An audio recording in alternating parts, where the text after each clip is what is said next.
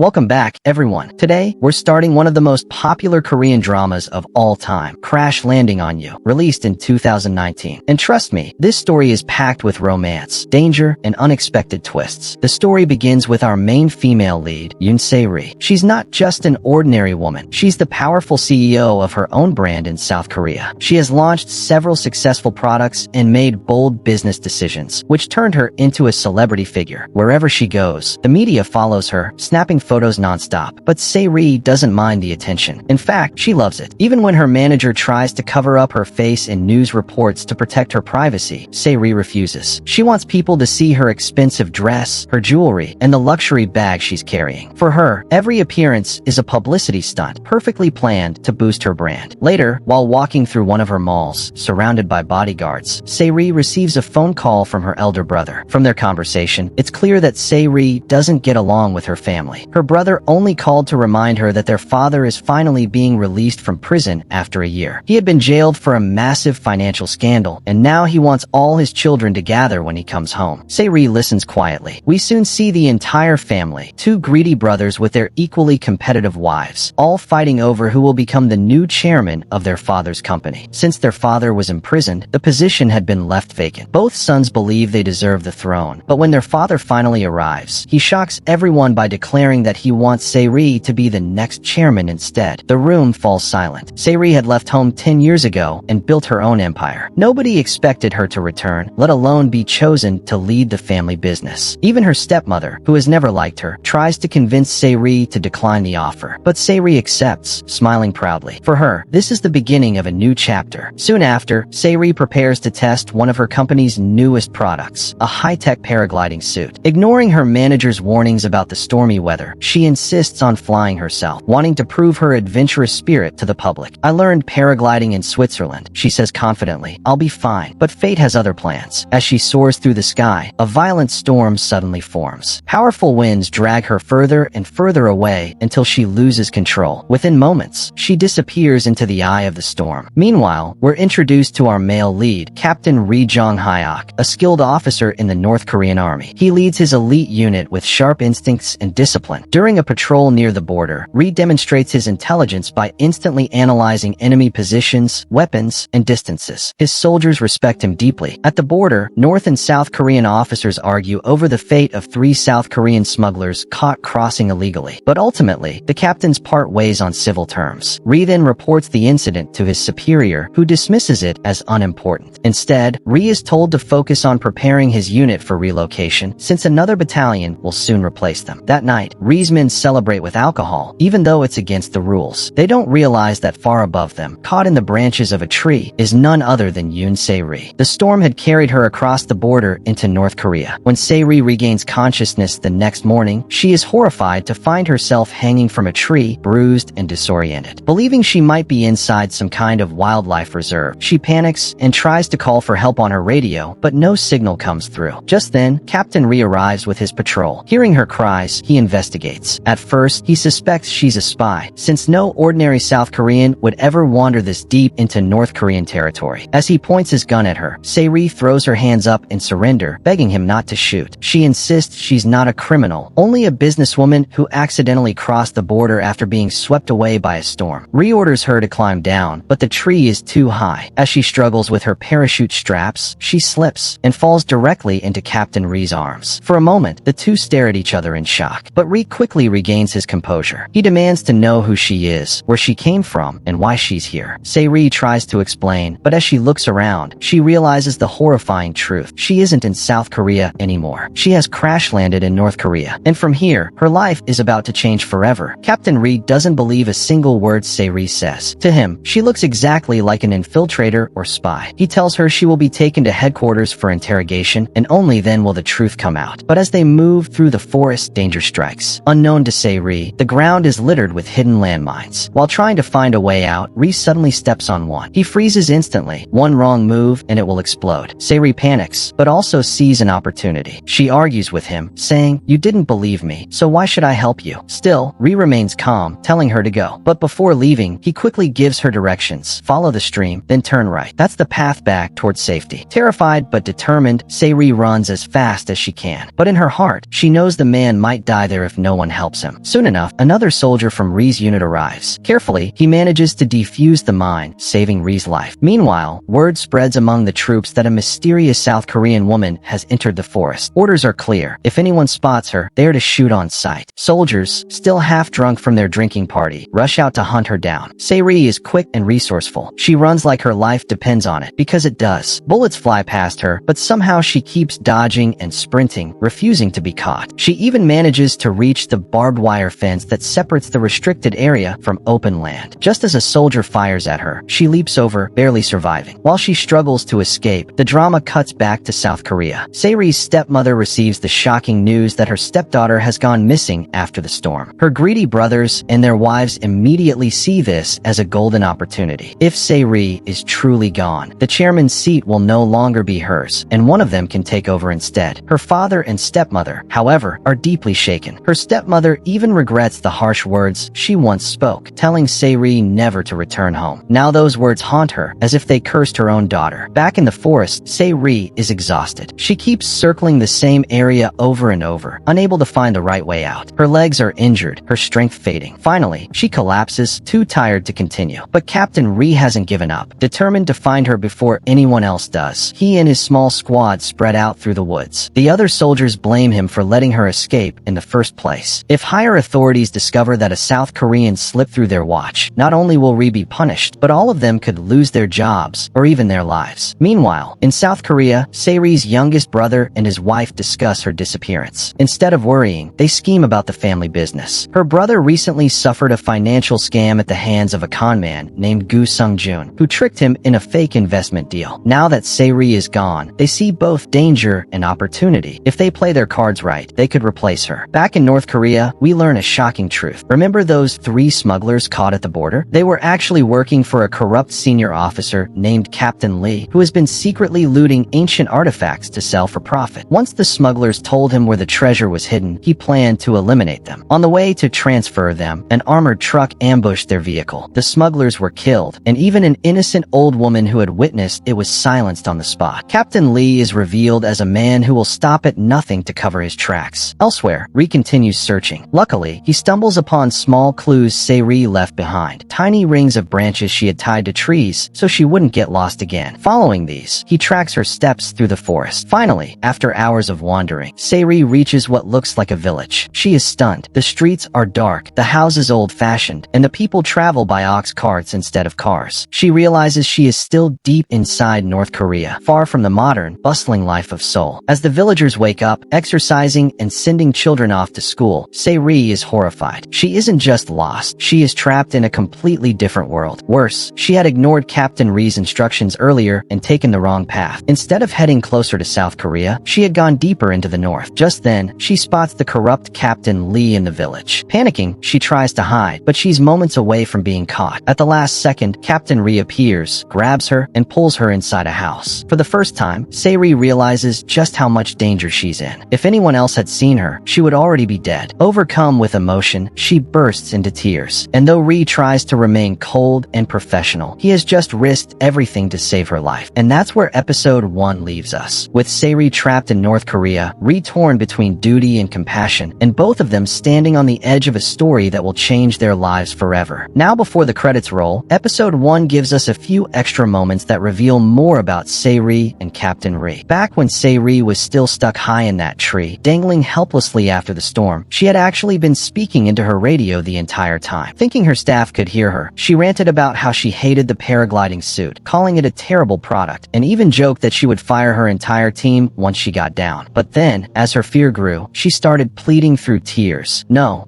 don't fire anyone. Please just come get me. I want to go home. I don't want to be stuck here anymore. What she didn't realize was that Captain Ri had been nearby, quietly overhearing every word. That moment changed something in him. For the first time, he believed she wasn't a spy or a criminal. She was just an ordinary woman, lost, scared, and completely out of place. And that's why he hadn't pulled the trigger when he first saw her. Instead of following orders to shoot intruders on sight, he made a choice to protect her. The episode ends with Se-ri finally safe, at least for now, hidden inside Ri's quarters.